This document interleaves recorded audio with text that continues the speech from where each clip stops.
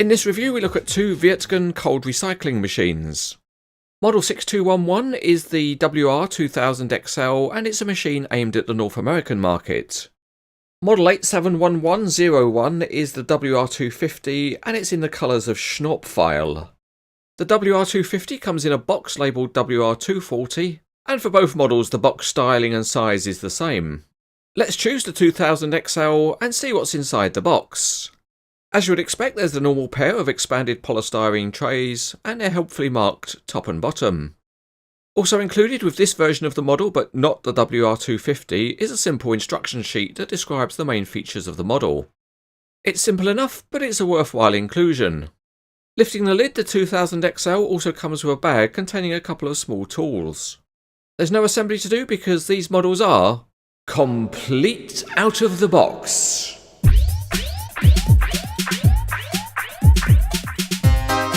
The 2000XL is fairly simple underneath, but there is a nice milling drum with individual picks. There's an anti-slip walkway outside the cab, but it's very shiny. And the cab itself is reasonably detailed with mirrors, lights and wipers. On the body there's quite a reasonable amount of detailing within the casting. And there's some very nice Wirtgen graphics applied to various parts of the model. The WR250 is a more detailed model and as one example the picks on the milling drum are highlighted in red. And both the mirror layouts and the internal detailing of the cab are of a higher standard. Among the casting details there's a really nice grille on top, and the WR250 generally has more detailing around the body. Schnorpfeil is a German company and the colour and graphics make for an attractive model. If we have a quick look at comparing the two models, the WR250 is noticeably wider. The non-slip walkway looks more realistic on the WR250, and the 2000XL has plastic mirrors, whereas on the 250 they're higher quality and modelled in metal. Also the 250 has a higher standard of modelling, and that includes hydraulic hoses, and also other smaller details such as video cameras.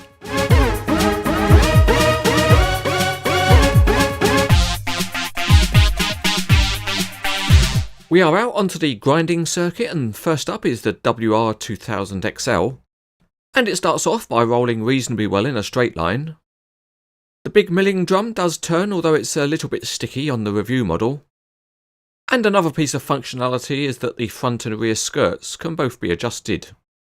The wheel pairs are linked together so that they can steer, and that applies both at the front and the rear.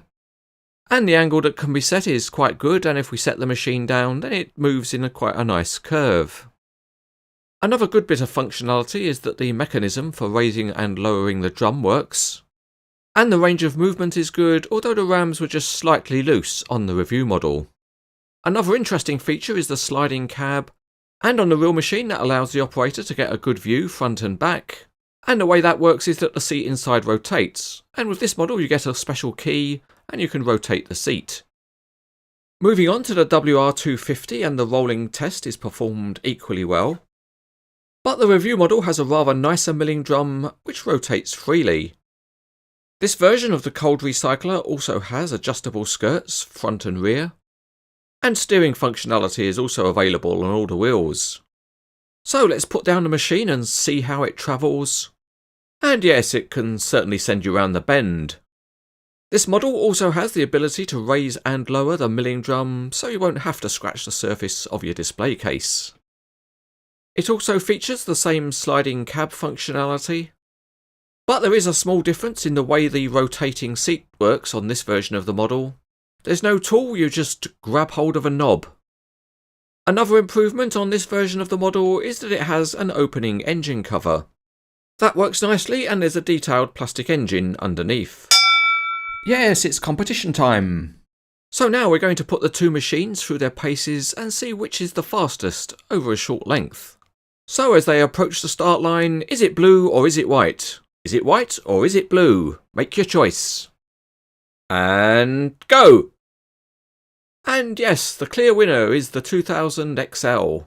So if you pick the winner, give yourself a pat on the back, and if you're a loser, punch your own nose right into tomorrow.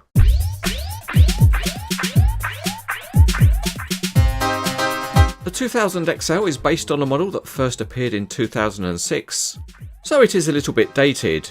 It also doesn't accurately reflect the wider milling drum and open cab of the real machine.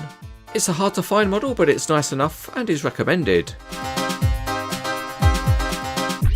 The WR250 is a modern model with better features and detailing, and in the limited edition colours of Schnorpfeil, only 300 have been made. It's an attractive looking cold recycling machine, and it's easy to highly recommend.